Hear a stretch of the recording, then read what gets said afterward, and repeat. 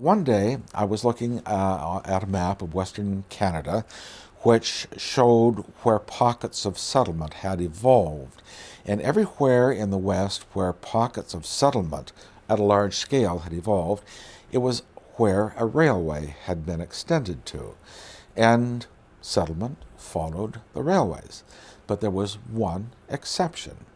In Alberta in 1914, the railway extended to Edmonton, and then two lines, the Grand Trunk Pacific and the Canadian Northern, went straight west, parallel each other, straight west to Jasper. One went up to Prince Rupert, the other down to Vancouver. But 300 miles north of that, there's vast areas of settlement in what has become known as the Peace River Country. But there's no railway up there. Well, how would there be so much settlement in that area without a railway? Without a railway, you can't possibly have a market economy. So why would so many people go up there? Yes, you've got vast stretches of parkland, open grasslands on the Grand Prairie, the Pouce Coupé Prairie, the Spirit River Prairie, the Fairview Prairie, what have you. But if you're going to carve out a new life for yourselves, you're not going to just want a subsistence level. You've got to market your grain, and there was no railway up there. So that's when I started to ask myself the questions, why did people go up to the Peace River Country? And these questions intrigued me because the answers were very, very fascinating and compelling. With no railway, people would take their families, their little children, over primitive trails like the Girard Trail, the Hudson Trail, not roads really. They were just single track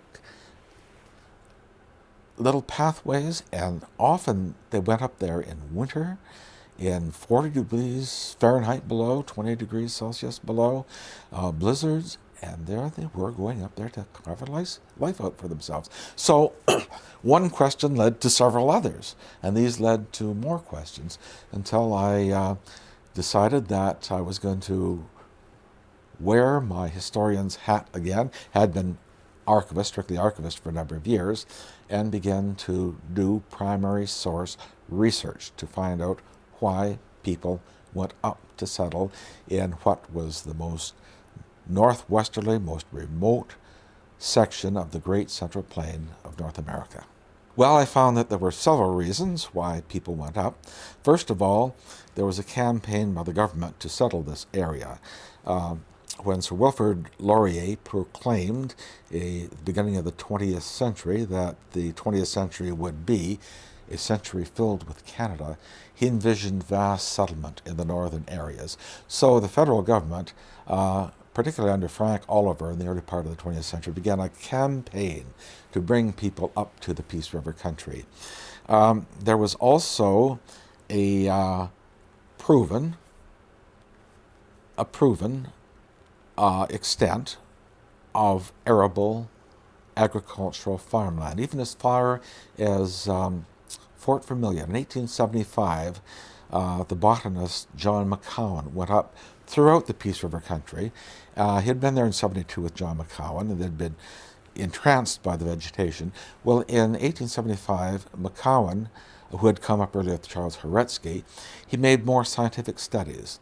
And he developed the theory that to grow grains and vegetables, it didn't matter how far north you went, because the vast extent of summer sunshine would compensate for the shorter growing area.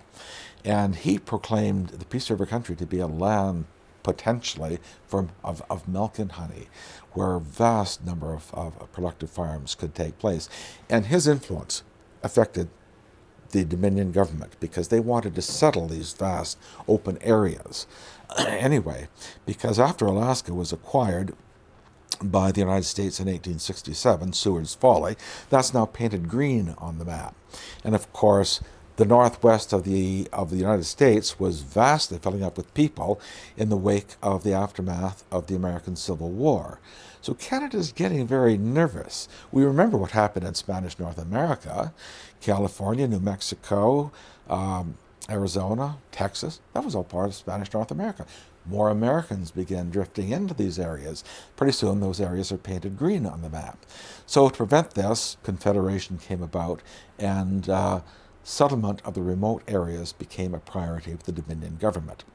Also, with the Peace River country, by the turn of the 20th century, homesteading had taken place throughout the southern plains of Canada, and also to a great extent in America. To such an extent that the homesteaders who had been given 160-acre quarter-section homesteads, which at the time was considered to be ideal for a small family farm. Well, the price of grain was not increasing because there was so much overproduction. The result being that there's a lot of foreclosures occurring. And as a result, the Dominion government was looking for new lands to open up, to create more space for settlers. And when they opened up for settlement, the Peace River country, 1909, 1910, they also instituted a number of changes to the Dominion Lands Act. They made a provision in there that you could be 18 years old and the head of household and perform the homesteading duties. Like if you move on to a quarter section of land, you're required to cultivate, and crop 10 acres a year for 3 years. You're supposed to reside on the land for 6 months of a year for 3 years. You're supposed to build an habitable dwelling on the land and several outbuildings. And when you've done all that, the land is given to you.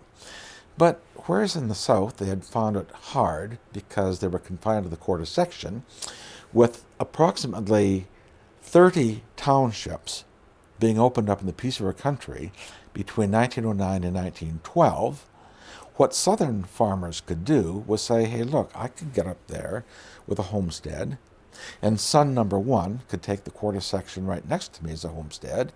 Son number two could take a quarter section next to him as a homestead. We could manage it all as one big family farm. Also, there was what was called South African scrip. Every veteran of the Boer War was offered 2 quarter sections of Crown land in the West, provided that they settled it and performed the homesteading duties on it. Few of those veterans wanted to settle out West, but they could sell their entitlement to others who did want to come up. So a person wanting to go up in the Peace River country in 1909, 1912, they could get a homestead, but they could also use 2 South African scrips. One scrip is 2 quarters. 2 scrips is 4 quarters. And also, your wife could acquire 2 scrips as well. That was the limit per person, 2 scrips. Well, that's 8 quarters right there. Another quarter is a homestead. That's 9 sections, or 9 quarter sections of land. That's a big farm at that time. So whole families were going up, and friends were getting farms near each other. So group settlement could take place at that time. So that's another appeal of the Peace River country.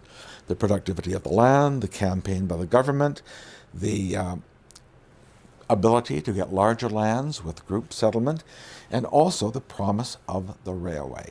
Even though the railway wasn't there in 1914, the promise had always been there. The government of Alberta in 1909 began offering huge bond guarantees for railway companies to extend a line to the Peace River country. In 1909, the Grand Trunk and the Canadian Northern were committed to going. They didn't say so in writing, but they said so publicly.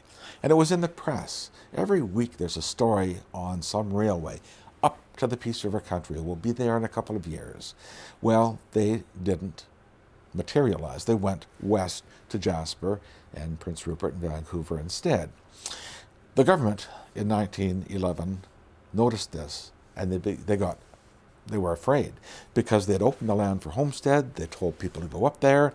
There will be a railway in a couple of years, but they were terrified when either the Canadian Northern or the Grand Trunk didn't go. So they dragged an old railway that had been in existence since 1907 called the Edmonton, Dunvegan and British Columbia Railway, a railway that had never ever gotten off the ground. But they made a deal with the biggest railway builder in Western Canada, John Duncan MacArthur, who built sections of the CPR, sections of the Canadian Northern and the Grand Trunk. And they offered him a sweetheart deal. If you just build this line up to the Peace River Country, we're going to give you all kinds of timber berth guarantees, all kinds of incentives to build that line to facilitate the Peace River Country. It finally reached Peace River and Grand Prairie in the spring of 1916, long after the area had been essentially settled. So that's what intrigued me, and that's what I found out.